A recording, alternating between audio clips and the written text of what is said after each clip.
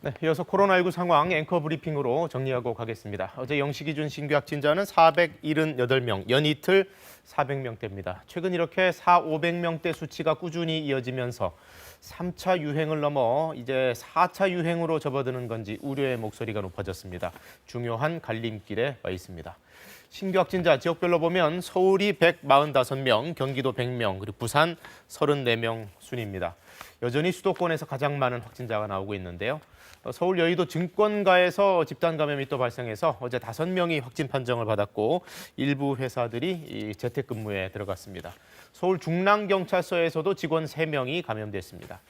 방역당국은 사업장 중심의 집단 감염이 지난 1월에는 40여 건에 800명대이던 것이 2월과 3월에는 이렇게 60건, 그리고 감염자는 1,400명대, 1,200명대 이렇게 크게 늘어났다고 밝혔습니다. 이런 상황에서 무엇보다 백신 접종이 시급한 과제인데요. 국내에서 1차 백신 접종자 수가 어제 날짜로 100만 명을 넘겨서 101만 명을 찍었습니다.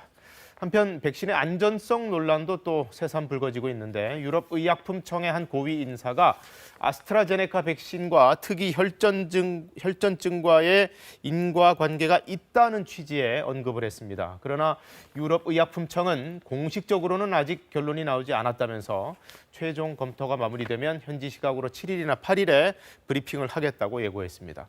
세계보건기구 WHO도 아스트라제네카 백신의 이익이 위험성보다 더 크다는 그런 견해를 고수했습니다. 안전성은 둘째치고 전 세계가 지금 물량 확보로 비상입니다. 백신 수급 경쟁이 거의 전쟁 수준인데요. 우리 방역당국도 안정적인 도입을 위해 국내에서 생산되는 백신의 수출 제한을 포함한 여러 방안들을 강구 중이라고 밝혔습니다. 그 내용은 우한솔 기자의 보도로 보시겠습니다. 국내에서 백신 접종이 시작된 지 40일째, 1차 접종을 마친 사람은 101만 명을 넘었습니다. 전 국민을 기준으로 보면 접종률은 약 2%도 되지 않는 수치입니다. 인도가 수출을 제한하는 등 전 세계적으로 백신 수급 불안감이 커지자 방역당국은 국제 동향을 고려해 다양한 대안을 검토하고 있다고 밝혔습니다. 아스트라제네카 안동 공장에 대한 수출 금지 조치도 가능한지 조기에 백신이 적절하게 도입되게 하기 위해서 가능한 한 대안을 모두 검토하고 있습니다.